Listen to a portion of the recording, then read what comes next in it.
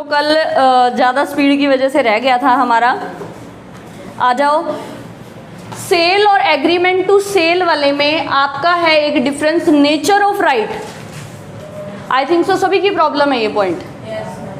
Nature of right के ऊपर लिखो एक बार, जहां पर लिखा हुआ है सेल में क्रिएट जस्ट इन रैम, इसके ऊपर बड़े बड़े अक्षरों में लिखो right enforceable against anyone, right enforceable against anyone.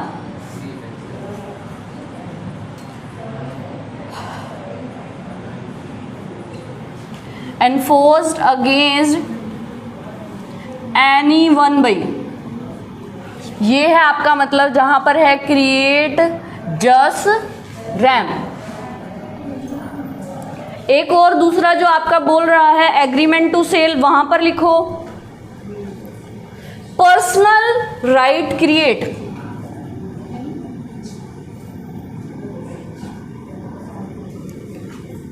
Personal right create,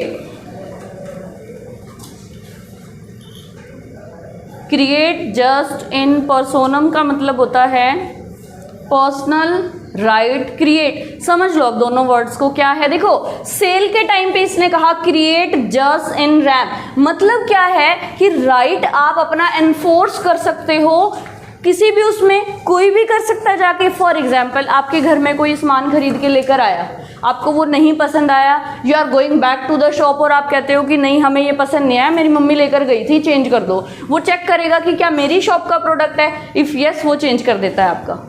ठीक है, मतलब ऐसा राइट देता है सेल कि कोई भी जाके अपना इन्फोर्स करवा सकता है। बट एग्रीमेंट टू सेल में आप देखो अभी तक ना तो चीज़ ट्रांसफ़र हुई है, सामने वाला क्या कहेगा, जिसका राइट है वही आए, हाँ या ना। कुछ भी नहीं हुआ ना एग्रीमेंट टू सेल में। एग्रीमेंट टू सेल में क्या कहा जाता है, आपके पास पर्सनल राइट है और यू कैन से दैट एक पर्टिकुलर वन के पास वो राइट है, लेट्स से जो बायर है उसके पास वो राइट है। ठीक है, या फिर जो आपका सेलर है टाइम पर उसको पेमेंट नहीं मिलती तो सेलर के पास भी वो राइट है कि वो रिकवर कर सकता है। इसने यहाँ पर कोई वर्ड यूज नहीं किया है कि हम बायर को ही राइट दे रहे हैं या सेलर को ही राइट दे रहे हैं। यहाँ पर बात कर रहे हैं सिर्फ पर्सनल राइट की भाई। ठीक है, पर्सनल राइट के नीचे आप ये भी लिख सकते हो to a particular one, particular one person. और डीप जाना है तो मतलब वो राइट सिर्फ एक को दिया है, हमने एवरीवन को नहीं दिया कि कोई भी आए और करवा जाओ अपने एनफोर्स और चले जाओ। क्लियर है भाई। नेचर ऑफ राइट का मतलब क्या है, सेल में ये राइट आकर कोई भी एनफोर्स करवा सकता है, बट एग्रीमेंट टू सेल में उस पर्टिकुलर पर्सन को ही राइट दिया जाता है। मैं इसके डिफरेंस के लास्ट के टू भी करवाना। लास्ट के टू में से एक तो यही था नेचर ऑफ राइट। अच्छा दिखाना भाई क्या क्या है, मेरे पास सिर्फ एक ही है। उसके बाद रीसेल भाई,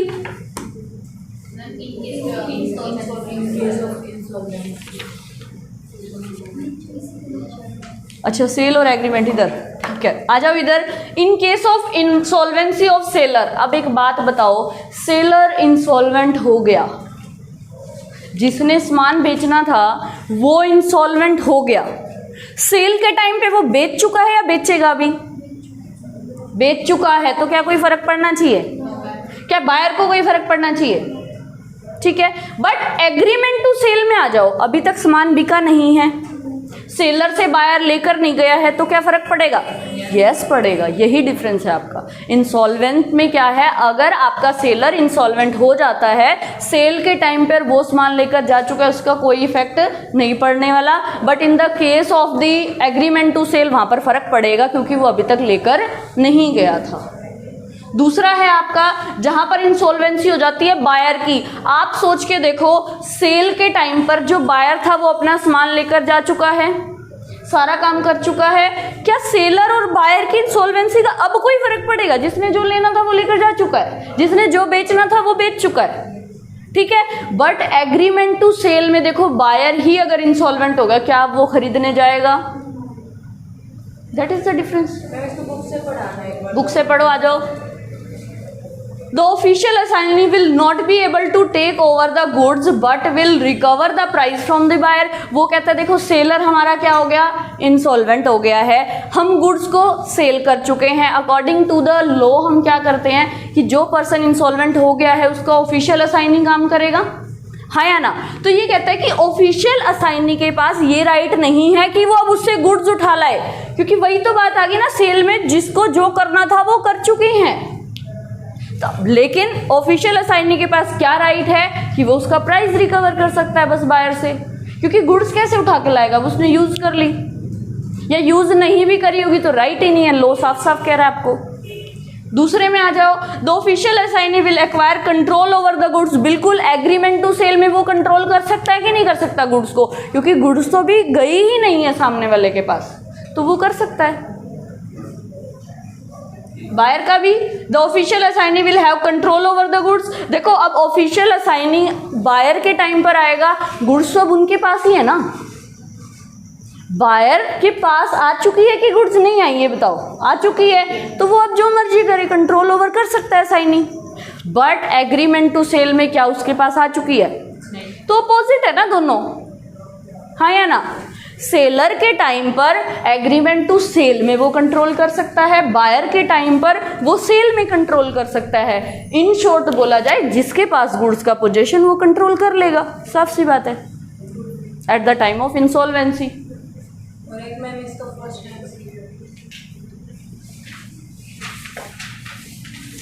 और किसी को कोई डाउट नहीं है? कहाँ है आपका first MCQ?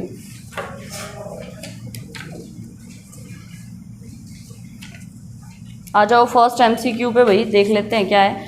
A contract for the sale of goods, contract for the sale of goods where property would pass to the buyer, would pass to the buyer, अभी पास हुई है कि नहीं हुई?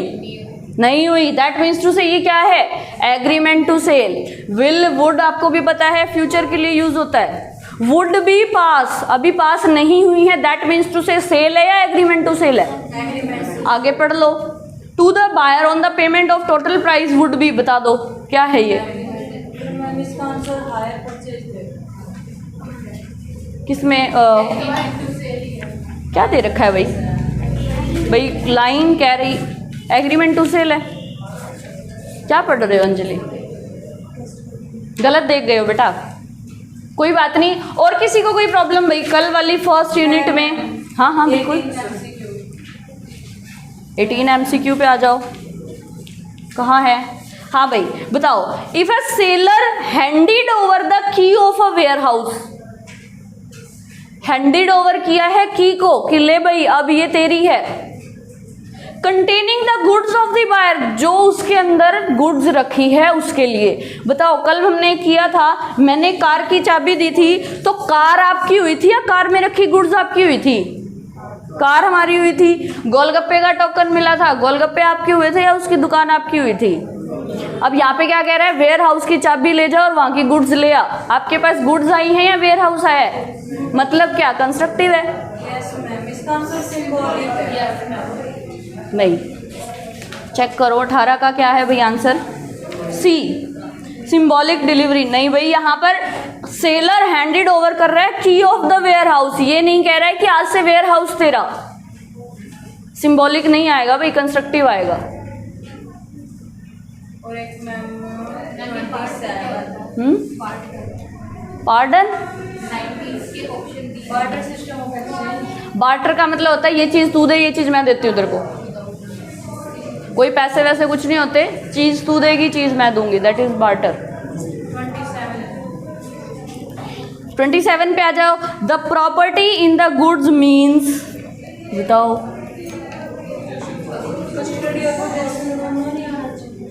प्रॉपर्टी इन द गुड्स क्या मतलब हुआ भाई? किस चीज का पोजेशन है आपके पास? गुड्स का। तो क्या बननी चाहिए? आप खुद दिमाग तो लगाओ अंजलि, क्या आप क्वेश्चन ला रहे हो बेटा? ओनरशिप होनी चाहिए, बोला इसने। पोजेशन भी होगा उसका तो। Yes ma'am. Property in the goods means, property अगर गई है तो सीधी सी बात है, देखो पहली बात ये ध्यान रखो, ए और बी भी कह रहा है ये possession of the goods and custody of the goods. क्या दिया हुआ है आंसर इसका?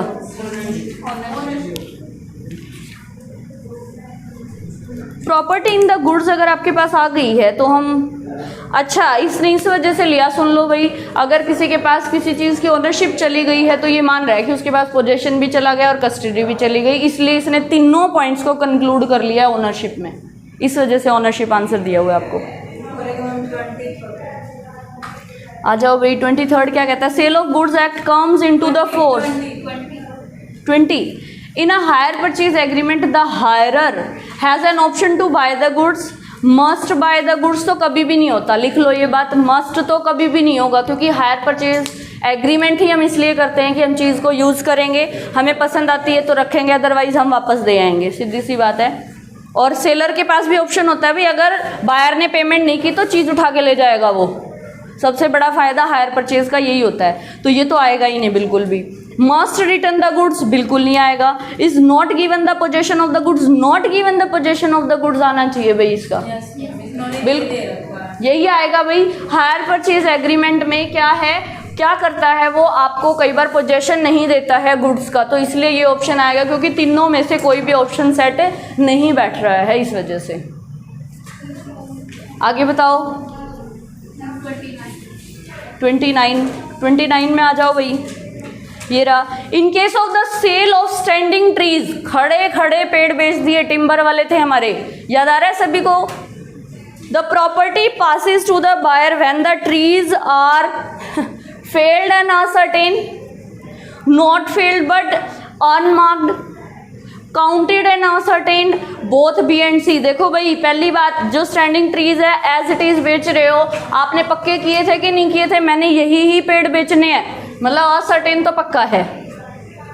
फील्ड मतलब आप उसको काट के दोगे, सीधे के सीधे दोगे, या बाद में सर्व किए जाएंगे, तो पहला ऑप्शन आएगा भाई इसका, फील्ड एंड अनसर्टेन। और बताओ भाई, बॉयज में से किसी ने घर जाके नहीं पढ़ा? यस अमन?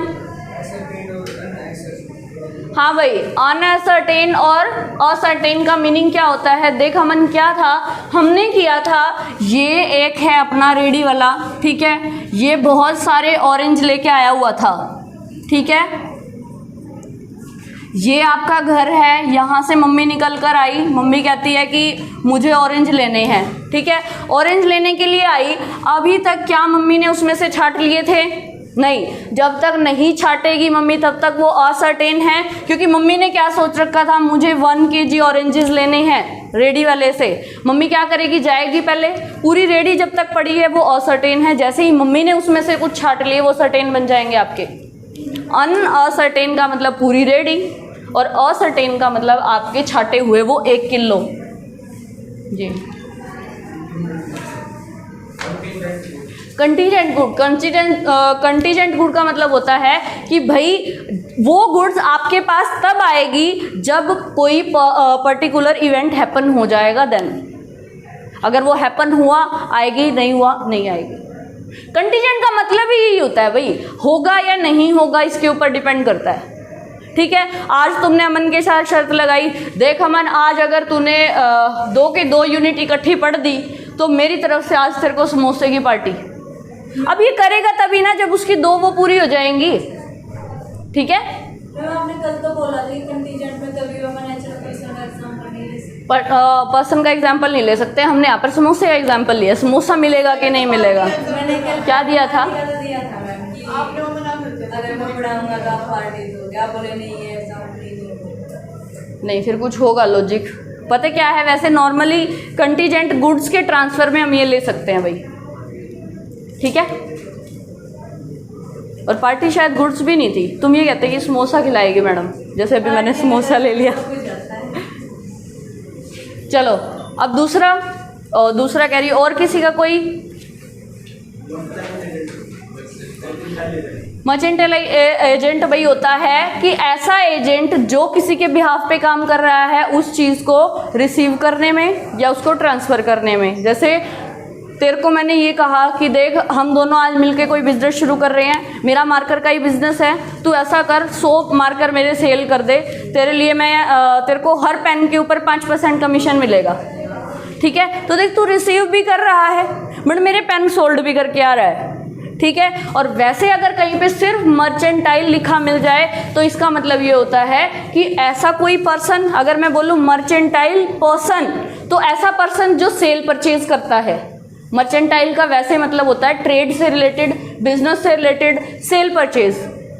मर्चेंटाइल का सीधा सीधा मतलब ये होता है भाई। बट अकॉर्डिंग टू द हमें हमारे जो टॉपिक्स में दिया हुआ है उसके अकॉर्डिंग चलेंगे तो मर्चेंटाइल एजेंट कौन होगा, जो किसी के बिहाफ पे सेल परचेज कर रहा है, ठीक है। एक्शन है, पैरिशिंग का मतलब होता है कि भाई कोई चीज़ खराब हो जाना, ठीक है। इन शॉर्ट खराब हो जाने का मतलब सिर्फ गलने सड़ने से नहीं था, कल भी बताया था, वो टूट गई है, क्वालिटी उसकी अच्छी नहीं रही, आउट ऑफ फैशन हो गई है, फिजिकली डैमेज हो गई है। All type of the things are included in perishable. But अगर आप डिक्शनरी मीनिंग चेक करोगे तो पेरिशेबल का मतलब सिर्फ होता है गलना सड़ना। But according to the law हमें सिर्फ गलना सड़ना नहीं लेना है, हमने ये सारे मीनिंग लेने हैं, ठीक है जतिन। हाँ भाई, एक्शनेबल क्लेम क्या होता है भाई? एक्शनेबल ऐसी चीज़ जिसके अगेंस्ट हमें एक्शन लेने की पावर है, सीधी सी बात है। अब ऐसा क्लेम जिसके लिए तू एक्शन ले सकता है, जैसे अब तुझे किसी से पैसे लेने थे और वो दे नहीं रहा, तो तू क्या करेगा? केस करेगा, 4 गुंडे लेकर जाएगा, ऐसा कुछ करेगा ना। तो एक्शन बोला है इसने, लॉ में कहीं पर भी एक्शन को डिफाइन नहीं किया गया कि what type of the action you have to take. आई बात समझ में? तुझे अपना रिकवर करना है क्लेम। क्लेम भी मैंने बोला था, claim is only related to the money. Claim कभी भी किसी और चीज़ का नहीं हो सकता। लाइक प्लेंट वाला वो बताया था ना, याद आ रहा है कि कंप्लेन नहीं होती है क्लेम के टाइम पर, सिर्फ हमारी प्लेंट होती है। और बताओ भाई, गर्ल्स में बेटा आप लोग नहीं पढ़ रहे हो, मोहिनी और क्या तनु, आप नहीं पढ़ रहे हो, कोई भी प्रॉब्लम नहीं होती, हालांकि आप लोगों की सबसे ज़्यादा होनी चाहिए। लो तो है ही ऐसा, यही घूमे हुए हैं देखो। आप लोग नहीं पढ़ रहे घर पे? भाई बेटा पढ़ लो बेटा, वरना टाइम देखो नहीं आएगा दोबारा। और जिस टाइप से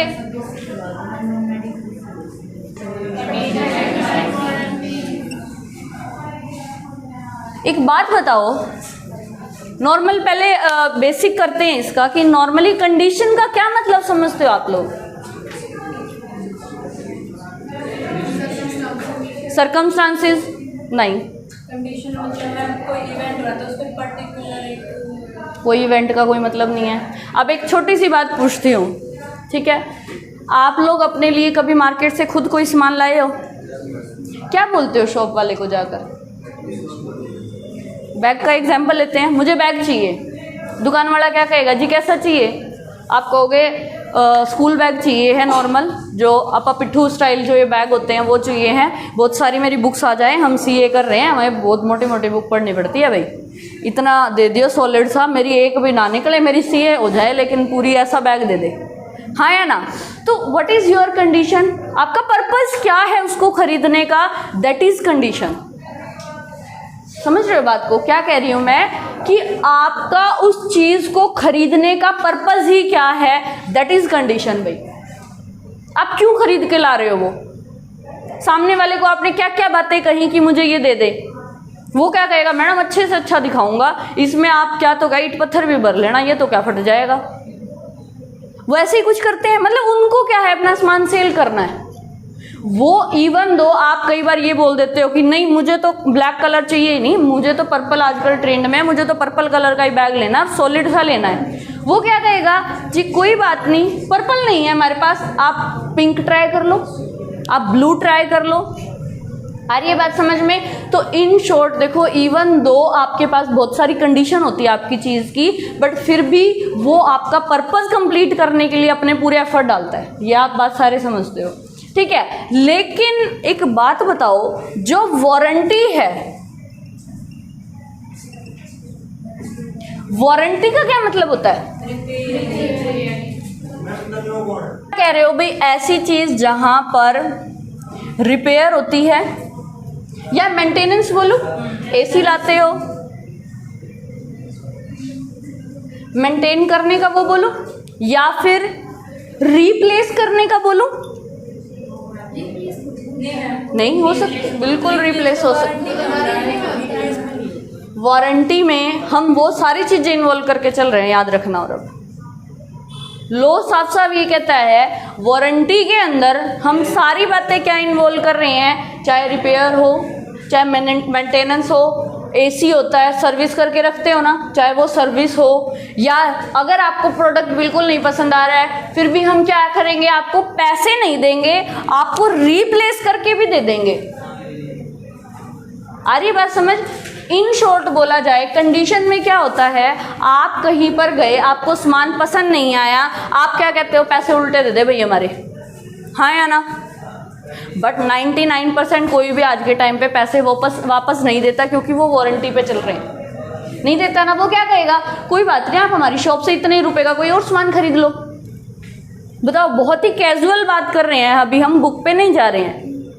होता है कि नहीं होता हमारे साथ? कभी भी कोई शॉपकीपर आज के टाइम में बहुत रेयर होता है कि वो आपको वापस पैसे दे देता है, नहीं देता है। नॉर्मली क्या कहेगा, कोई बात नहीं, आपका ये नहीं पूरा हुआ, आप हमारी शॉप से इतने रुपए का कोई भी और सामान खरीद लो, हम पैसे नहीं देते, हमारी ये पॉलिसी है ही नहीं। दैट्स वाई लोन ने यहाँ पर ऐसी चीजें इन्वॉल्व करी है कि आपको रिप्लेस किया कि नहीं किया। बात आ रही समझ में? तो ऐसी चीजें इन्वॉल्व करना। अब मुझे एक बात बताओ, क्या कंडीशंस का स्कोप बड़ा है या वारंटी का स्कोप बड़ा है? हाथ खड़े करो जो कह रहे कंडीशन का बड़ा है। कोई सिर्फ विनती बोल रही है कि कंडीशंस का स्कोप बड़ा है। अब सारे मतलब ना में हो, बताओ भाई विनती क्यों है?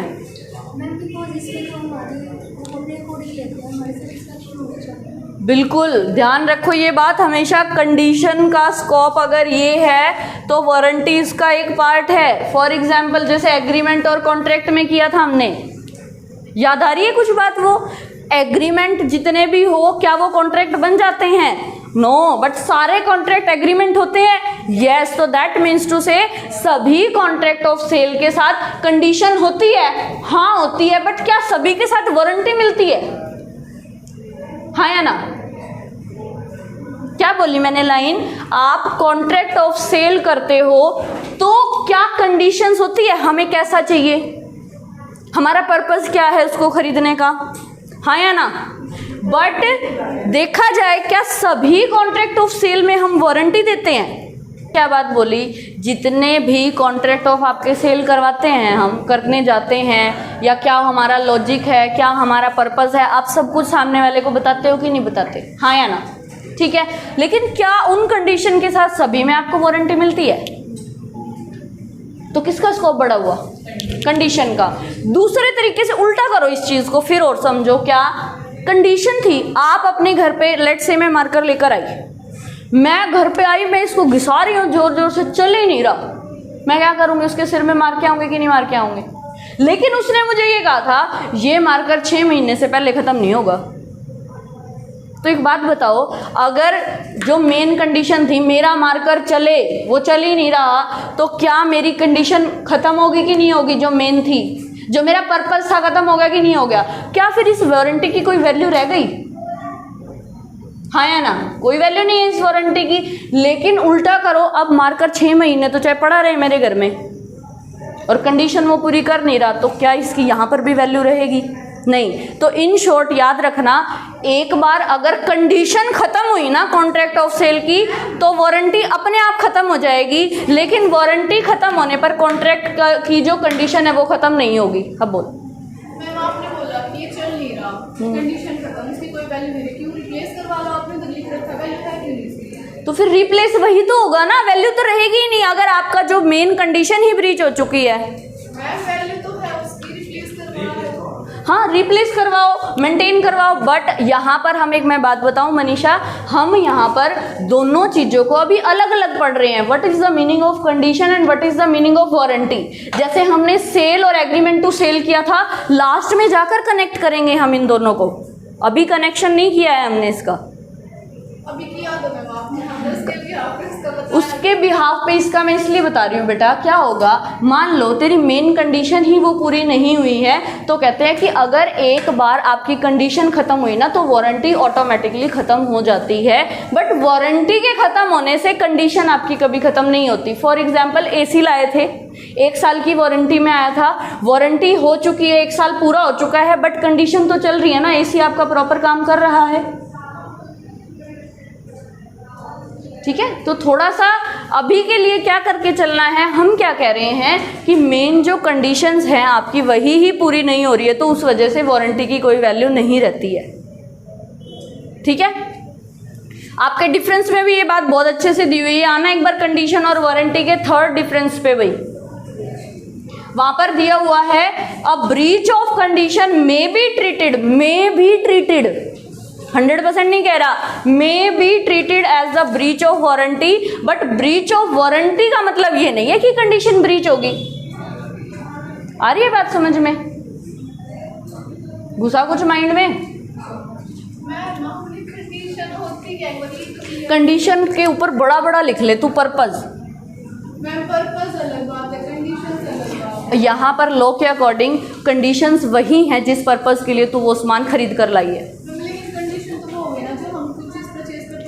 ये जनरल मीनिंग है बेटा, मैं कह तो रही हूँ लॉ के अकॉर्डिंग मीनिंग को समझना है हमने। यहाँ पर कंडीशन क्या कह रहा है, कॉन्ट्रैक्ट ऑफ सेल में अगर कंडीशन लिखा हुआ है दैट मीन्स टू से जो आपकी कंडीशन थी, अब मैं कह रही हूँ मुझे मार्कर चाहिए, मुझे मार्कर से लिखना है, ठीक है। आपकी कंडीशन मार्कर के लिए को खरीदने की है क्योंकि आपको उससे काम करना है। इसका मतलब ये थोड़ी है कि आप ये कंडीशन लगाओगे कि हाँ भाई इसमें पतली पिन हो जानी चाहिए, इसमें ये हो जानी चाहिए, दैट इज द डिस्क्रिप्शन। आगे पढ़ेंगे हम। यहाँ पर साफ साफ याद रखना बेटा सारे जने, कंडीशन का मतलब है बड़े बड़े अक्षरों में लिख लो, पर्पस, जिस काम के लिए आप उस चीज को ला रहे हो दैट इज कंडीशन, ठीक है। जो बाद में हम बोलते हैं ना भाई हरा रंग का दे दे, ऐसा कर पतली निब वाला दे दे, that is the description of the goods, not condition of the goods.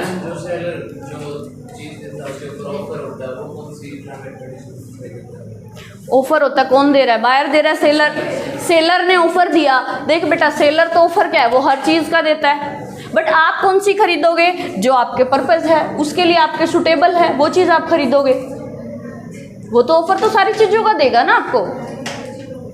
आ रही बात समझ में? अब ध्यान रखना कंडीशन क्या है कि आपका मेन पर्पस क्या है, बट कंडीशन में हम कह रहे हैं कि मुझे हरा चाहिए, पतली निब वाला चाहिए, हम ये सारी डिस्क्रिप्शन देते हैं, है बिल्कुल कंडीशन जैसी कि कंडीशन भी तो यही है, मुझे चाहिए तो हरा ही चाहिए ना।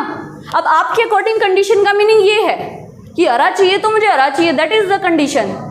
बट लो कहती है ये तो कंडीशन है ही है, हम मान लेते हैं, बट हम कह रहे हैं जो आप चीज बता रहे हो वो है description of the goods plus condition का मतलब क्या है कि जिस पर्पस के लिए आपने वो गुड्स खरीदे। आगे बात समझ में? चलो आ जाओ जल्दी से।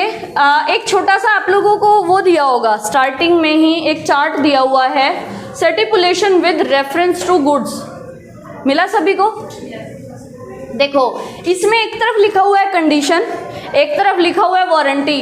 पहले बोल के चल रही हूं अभी कनेक्शन मत करना दोनों का, अभी हम कंडीशन को अलग रख रहे हैं और वारंटी को अलग, ठीक है। देखो कंडीशन में कहता है essential to main purpose of the contract, उस काम को करने का आपका मेन पर्पस क्या है, उस चीज को खरीदने का मेन पर्पस आपका क्या है, दैट इज द कंडीशन, ठीक है। फिर कहता है कि ब्रीच कर दिया आपने, ब्रीच रेपुडिएशन, यहां पर इसी बॉक्स में नीचे लिखो छोटे छोटे अक्षरों में, reject, avoid, reject, avoid. Second point इसी में बनाओ एक छोटा सा, क्लेम लिखो यस, क्लेम यस। देखो इसका मतलब क्या है, ब्रीच रेपुडिएशन क्या का मतलब क्या होता है, क्या आप वहां पर उस कंडीशन को तोड़ सकते हो? बताओ क्या पूछ रही हूं। अगर आपने जिस कंडीशन पे उसको खरीदा था उस कंडीशन में लेट से वो काम नहीं कर रहा, एसी लाए थे ठंडक दे ही नहीं रहा, क्या करोगे आप? वापस करेंगे उसको। तो ये यही कह रहा है कि कंडीशन के टाइम पर अगर आपका उस चीज़ का मेन पर्पस ही पूरा नहीं हो रहा है तो आप क्या कर सकते हो? उस चीज़ को रिजेक्ट कर सकते हो, रेपुडिएट कर सकते हो, या फिर आप उसको अवॉइड कर सकते हो। दूसरा कह रहा है, मैंने वर्ड लिखा है क्लेम यस। तो कहता है कि क्या अगर आप उसको रिजेक्ट कर रहे हो तो आप क्लेम के लिए बोल सकते हो, उसको यस बोल सकते हो। इन चारों वर्ड का मीनिंग समझ में आ गया? वारंटी पे आओ अब। कोलेक्ट्रल टू मेन पर्पस, देखो warranty collateral to main purpose है, मतलब कंडीशन के साथ वारंटी आती है। क्या खाली वारंटी ले आएंगे हम किसी पे? गुड्स खरीदी ही नहीं, हमें काम पता ही नहीं क्या करना है, आप उसको कहेंगे भाई 1 साल की गारंटी दे दे। ये किस चीज़ की दे दूँ, किस काम की दे दूँ? ठीक है, वो कह रहा है हमेशा कंडीशन जो है, मेन पर्पस जो है, वारंटी उसके साथ चलती है भाई। बिना बात के आप किसी से वारंटी नहीं मांगते। अब नॉर्मली भी बात करते तो कहते हैं नहीं हाँ भाई वारंटी दे दे, तू ये काम कर देगा। वहाँ पे भी वर्ड जुड़ा होता है कि तू ये काम कर देगा। क्या कर देगा यही नहीं पता, कंडीशन ही नहीं पता, पर्पस ही नहीं पता, तो क्या कर देगा?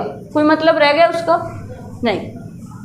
दूसरी पे आओ, breach claim for the damage. यहाँ पर बड़े बड़े अक्षरों में लिखो नॉट रिजेक्ट। आप अगर किसी प्रोडक्ट के साथ आपको वारंटी मिली हुई है तो आप उसको रिजेक्ट नहीं कर सकते हो। आगे लिखो रिप्लेस, रिपेयर, क्लेम यस। बात समझ में आई? क्या आप वारंटी वाली चीज में जाकर कह रहे हो हम इसको रिजेक्ट कर रहे हैं, क्या वो कर देगा? कर सकता है भाई, बिल्कुल कर सकता है। मना क्यों कर रहे हो? बिल्कुल कर सकता है रिजेक्ट। अगर उसका मेन पर्पस ही पूरा नहीं हो रहा है तो वारंटी की कोई वैल्यू नहीं है, वो ये कह रहा है साफ साफ। तो क्या आप उसको रिजेक्ट करोगे? वारंटी कंडीशन के टाइम पर यस, वारंटी के टाइम पर नो। यहाँ पर कोई वो रिप्लेस वगैरह का कोई ऑप्शन है नहीं, वो उठा के उसको फेंक के आएगा और अपना पैसे वापस लेकर आएगा। यहाँ पर क्या वो करेगा? रिपेयर करने की कोशिश करेगा यस, मेंटेन करने की कोशिश करेगा यस। क्या रिप्लेस कर सकता है? यस कर सकता है। ठीक है, तो ये वाली चीज़ें आती है। वारंटी अलग चीज़ है भाई, ये अलग चीज़ है। और प्लस क्लेम तो दोनों में ही है, क्लेम तो आप दोनों में ले सकते हो। तुम्हें पता है ये एक बार रियल लाइफ में भी हुआ था। आपको सभी को पता है कि कुकर क्या होता है? कुकर, प्रेशर कुकर सबको पता है। क्या सीटी आती है उसमें, जो भी होता है। अब एक बात बताऊँ, एक पर्सन ने एक कुकर खरीदा, रियल लाइफ की बात है भाई ये, ठीक है। उसका क्या हुआ, जब उस लेडी ने वो घर पर वो अपने लेकर गई ना कुकर, उसने जाकर उसमें सब्जियां वगैरह डाली, जो भी बनाई, उसमें से सीटी ही नहीं आई। आपको सभी को पता है कि कुकर से सीटी आती है तभी हम समझते हैं कि खाना पक रहा है, हाँ या ना? कुकर में सीटी ही नहीं आई, क्या होगा? उसने काफ़ी टाइम तक वेट किया, नहीं हुआ नहीं हुआ नहीं हुआ। उसने क्या सोचा, खोल के देखती हूँ, हो सकता है रबड़ खराब हो गई हो। घर में हमारी मम्मियाँ नॉर्मली करती हैं। जैसे उसने खोला ना, उसके अंदर इतनी ज़्यादा, प्रेशर कुकर ही बोल रहे हैं ना, क्योंकि जब तक वो हवा बाहर नहीं निकलेगी अंदर क्या बनेगा, वो एक बॉम्ब स्टाइल बन जाता है। पता है आप लोगों को क्या होगा? जैसे ही उस कुकर को खोला ना, वो कुकर भिड़ा जाकर सीधा छत पे। रियल लाइफ की स्टोरी बता रही हूँ आपको ये मैं। अब बताओ यहाँ पर क्या कंडीशन ब्रीच हुई या वारंटी हुई? कंडीशन। मेन काम था वो किया ही नहीं भाई इसने। सीटी आना कुकर में, क्या हम उसको कंडीशन लगा कर लेकर आते हैं भाई इसमें सीटी आएगी कि नहीं आएगी? तो काम है उसका। तो कंडीशन ब्रीच हुई। क्या वो अब लेडी उसको जाकर ये कहेगी भाई इसको बदल दे? उसका तो पता नहीं जो जला और जो भी कुछ हुआ घर में उसके दिक्कत हुई, क्या वो उसको बोल सकती कि रिकवर करे, ये कर वो कर? वो नहीं हो सकता रिकवर, चाहे जितना मर्जी आप उसको बोल लो। कहते हैं ना फीलिंग्स की और इन चीज़ों की कोई वैल्यू नहीं होती, ठीक है। बट सामने वाला क्या कहेगा, जी मैडम आप कुकर इतने का लेकर गए थे, लो 1000 रुपये का था, आप अपने वापस ले लो। फीलिंग्स काम है, उसकी वजह से घर में भी तो डैमेज है। घर में डैमेज हुआ, वो जली हो गई, ऊपर जाकर वो फटा है। आ रही बात समझ में? आ जाओ आगे। हाँ भाई, अभी तक मतलब सिर्फ बेस किया है हमने, what is the meaning of condition और वारंटी। आई थिंक सो सभी को क्लियर है। अब आ जाओ। अब पहला जो टॉपिक है इसमें वो कहता है स्टिपुलेशन एज टू टाइम। आप डिसाइड कर रहे हो according to the time. Time का मतलब क्या है यहाँ पर? स्टिपुलेशन होता है डिसाइड करना, फिक्स करना, एग्री करना किसी बात पे, दैट इज स्टिपुलेशन। लिख लो जिसको लिखना है। हाँ भाई हो गया। स्टिपुलेशन ऑन टाइम का बेस मतलब यहाँ पर ये है कि आपको पेमेंट कब करनी है। ये बात मैंने आपको कल भी बताई थी कि आप जब पेमेंट डिसाइड करते हो तो कैसे करते हो, या तो आपके एग्रीमेंट में लिखा होता है, हाँ या ना, नहीं होता रीजनेबल ले लेते हैं, या आप ऑक्शन लगवा लेते हो, या आप थर्ड पार्टी से करवा लेते हो। कल हमने इस बारे में बहुत बातें करी थी, ठीक है। अब ये कहता है कि स्टिपुलेशन एज टू टाइम का मतलब आपको उसको पे कब करना है, फिक्स तो हो गया, पे कब करोगे, कब होगा, एग्रीमेंट में लिखा होगा तेरे को 3 दिन में पेमेंट करनी है, तेरे को 1 महीने में पेमेंट करनी है। तो ये क्या कहना चाह रहा है यहाँ पर कि क्या पेमेंट का टाइम डिसाइड करना ज़रूरी है कॉन्ट्रैक्ट में या नहीं है, हाँ या ना, बिल्कुल ज़रूरी है। याद रखना पेमेंट का टाइम डिसाइड करना बहुत ज़रूरी है जब आप किसी के साथ कॉन्ट्रैक्ट कर रहे हो। That is the essence of the contract of sale. Essence का मतलब one of the essential element of the contract of sale, ठीक है। आगे आ जाओ भाई, कंडीशन और वारंटी। कंडीशन और वारंटी का मतलब यहाँ पर क्या है, सिर्फ हम यहाँ पर फर्स्ट पैराग्राफ पढ़ेंगे, उससे आपको बहुत कुछ समझ में आएगा। देखना अब आ जाओ। At the time of selling the goods, मतलब जब सेलर ऑफर लगा रहा है, ये उस टाइम की बात कर रहा है। At the time of selling of good, जब एक सेलर अपनी गुड्स को सेल कर रहा होता है, a seller usually make the statement and representation. वो स्टेटमेंट देता है जी हमारी गुड्स बहुत अच्छी है, आप एक बार यूज करके तो देखो, आप बार बार आओगे यहाँ पर लेने, हाँ या ना। रिप्रेजेंटेशन मतलब वो शो करता है, उसने बाहर स्टैचूज लगाए हैं, बोर्ड टांग रखा है, हमारे पास ये मिलता है, बड़ा बड़ा हमने शॉप का नाम भी चीज़ों के नाम के बेस के ऊपर रखा है। करते हैं ना गुप्ता साड़ीज, या किराने वाली शॉप होती है तो उसका हिसाब से होता है, गारमेंट्स की शॉप है तो उसके हिसाब से होता है। मतलब वो स्टेटमेंट और रिप्रेजेंट जो करता है ना, वो कैसे करता है, with a view to induce the intending, मतलब वो बायर को इंड्यूस कर रहा है, आओ और आकर मेरे पास से ये चीज़ खरीद ले। यस और नो, क्लियर है यहाँ तक लाइन। आगे आओ।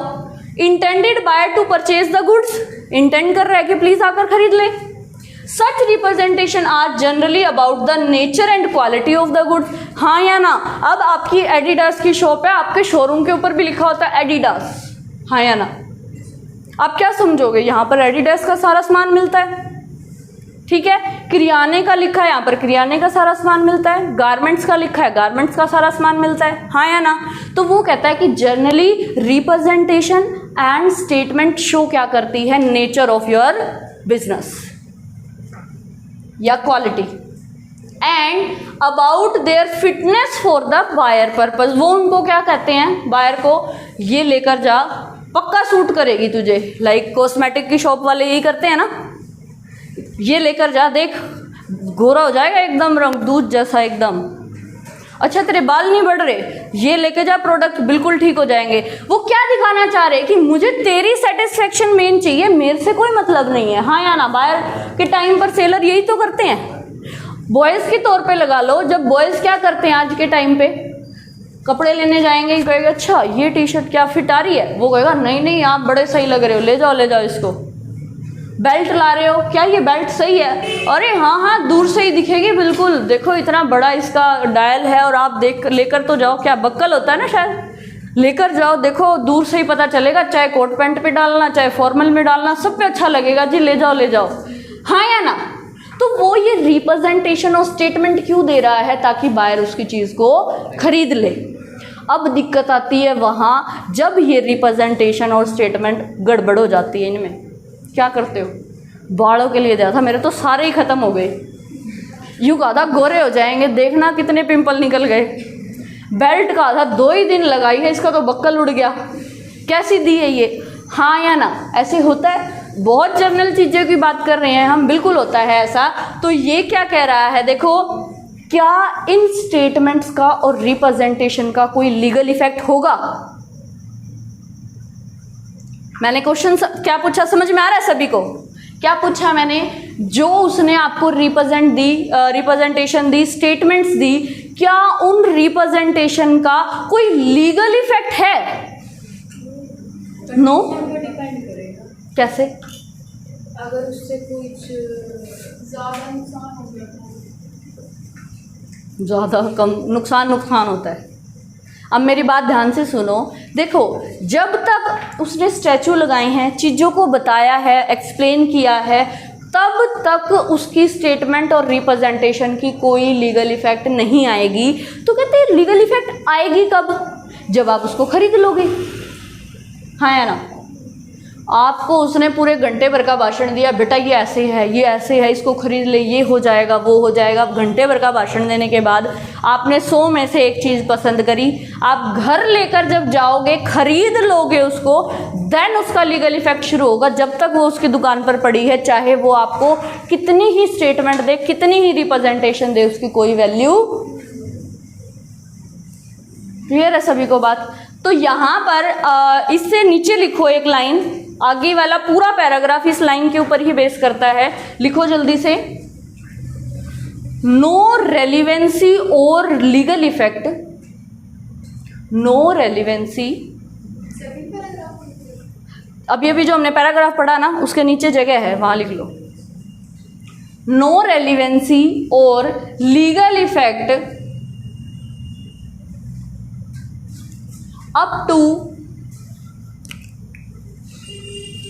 रिलाइज अपॉन, अप टू मतलब जब तक नहीं किया है, up to relies upon by buyer और seller, but when they rely it have effect, but when they rely it have effect. कौन सा इफेक्ट?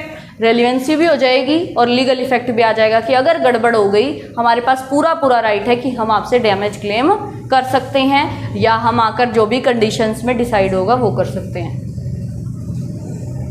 ठीक है भाई, आगे आ जाओ। When condition to be treated as warranty, आ गया ना भाई? When condition to be treated as warranty, इसका मतलब क्या है? जैसे वहां किया था ना, when agreement to sell is become sale, दोनों का कनेक्शन किया था ना, सेम ऐसे ही वारंटी। अब यहां पर वो सारी बातें उठा लो अपनी। हाँ हाँ बिल्कुल, आजा। वारंटी की क्लेम करके ऊपर आना है, बताओ कहाँ पे? एग्जाम्पल के नीचे ला मुझे देना भाई book. Where is your example 1? Example 1 के नीचे आ जाओ भाई। A warranty is a stipulation collateral to the main purpose to of the contract. क्या है कि कंडीशन के साथ में जो आपको और कुछ कंडीशन दी है, डिस्क्रिप्शन दी है, ये उन चीज़ों की बात कर रहा है। पहली बात, the breach of which gives rise to a claim, अगर आपने इस वारंटी को तोड़ा तो सामने वाले के पास क्लेम है, लेने का राइट है, मतलब for damage but not to a right to reject the goods. अभी भी बोल तो रहे थे अगर वारंटी है तो वो रिपेयर करेगा, मेंटेन करेगा, रिप्लेस करेगा, लेकिन वो कभी भी ये नहीं कहेगा कि तू मेरी गुड्स को रिजेक्ट कर दे। कभी भी रेपुडिएशन नहीं कर सकते हम वारंटी के टाइम पर, ये याद रखना भाई। हम उसको अवॉइड नहीं कर सकते कि मुझे तो चाहिए ही नहीं तेरी। सामने वाला क्या कहेगा, जी जो डिफ़ॉल्ट है मैं ठीक करके दे देता हूँ, 1 साल की वारंटी में चल रहा है अभी तो, ठीक है। बट एक बात, वैसे तुम लोग क्या कर रहे हो, उसको नॉर्मल चीज़ों से कनेक्ट कर रहे हो, क्योंकि नॉर्मली भी आप किसी शॉपकीपर से कोई चीज़ लाते हो, घर पे आके नहीं चलती तो आप वापस जाते हो ना शॉपकीपर के पास। बट लो इन चीज़ों को नहीं मान रहा। लो क्या कह रहा है, जिस कंडीशन में आपको अगर कोई चीज़ काम नहीं कर रही है, जिस चीज़ के लिए आप लाए थे, तो आपके पास पूरा राइट है कि रिजेक्ट कराओ। हालांकि वो आपकी मर्जी है कि आप शॉपकीपर के पास गए, उसने कहा कि देखो इसको ऐसे चलाना था, आपने गलत चलाई, अच्छा इसमें सेल नहीं थे, लो सेल डाल देते हैं, हाँ या ना। अब वो जो चीज़ें हैं वो आपके ऊपर डिपेंड करता है। आ रही है बात समझ में? चलो क्लियर है मनीषा? रेपुडिएटेड का मतलब ही रिजेक्ट होता है भाई। रिजेक्ट करना, अवॉइड करना, अभी तो लिखवाया था।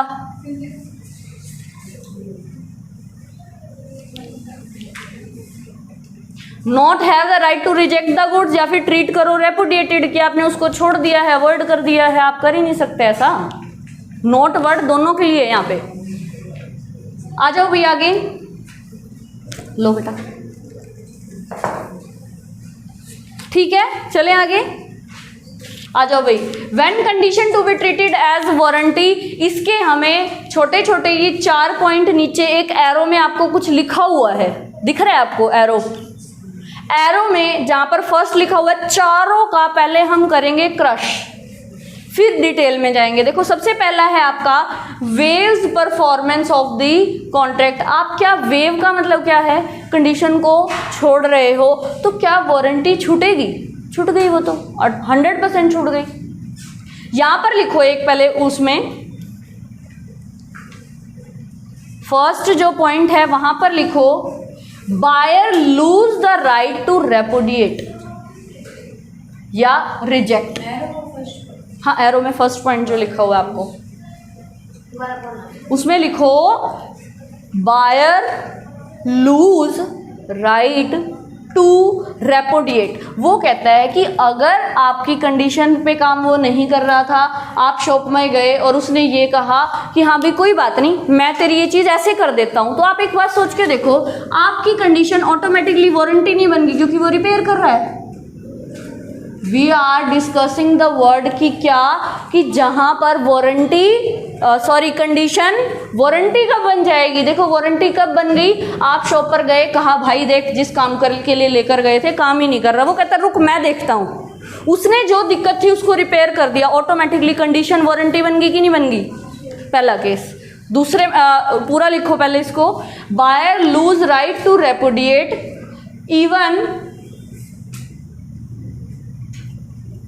चाहता तो रिजेक्ट कर सकता था, यही लिखना है एज इट इज, चाहता तो रिजेक्ट कर सकता था। मतलब देखो कंडीशन था, उसके पास पूरा राइट है कि वो उसको रिजेक्ट कर दे, लेकिन फिर भी उसने क्या कहा, कोई बात नहीं तू रिपेयर करके इसको दे दे, तो उसने खुद बनाया है ना इसको ऐसा। अगर वो चाहता तो रिजेक्ट कर सकता था। बात समझ में आ गई पूरी? सेकंड पॉइंट पे आओ। फिर है elect to treat condition as warranty. मिला सभी को? Elect to treat condition as warranty. वो कहता है जो कंडीशन लगाई थी उसके अकॉर्डिंग काम नहीं किया, जैसे ही वो शॉप पर गया, शॉप वाले ने कही भाई मैं तेरी ये चीज़ ठीक करके दे देता हूँ, तू 5 मिनट रुक, मैं भी मैकेनिक को बुला लेता हूँ, वो ठीक करके तुझे दे देगा, तो आप खुद से ही कंडीशन को वारंटी ट्रीट करवाने के लिए बोल रहे हो। आ रही है बात समझ? इसके लिए यहां पर लिखो अच्छे से, buyer elect to treat the condition as warranty. हालांकि आपको लिखा भी क्या गया है, elect to treat condition, but यहां पर कौन ट्रीट करवा रहा है? बायर। लिख दो, या तो बायर शुरू में लगा है उससे ही समझ जाओ, या बड़े बड़े अक्षरों में लिख लो बाय द बायर। कभी भी सेलर की इंटेंशन पर ऐसा नहीं हो सकता, हमेशा बायर के इंटेंशन पे होगा। बायर ने ट्रीट करवाया है कंडीशन को एज अ वारंटी। ठीक है, अब आगे आओ।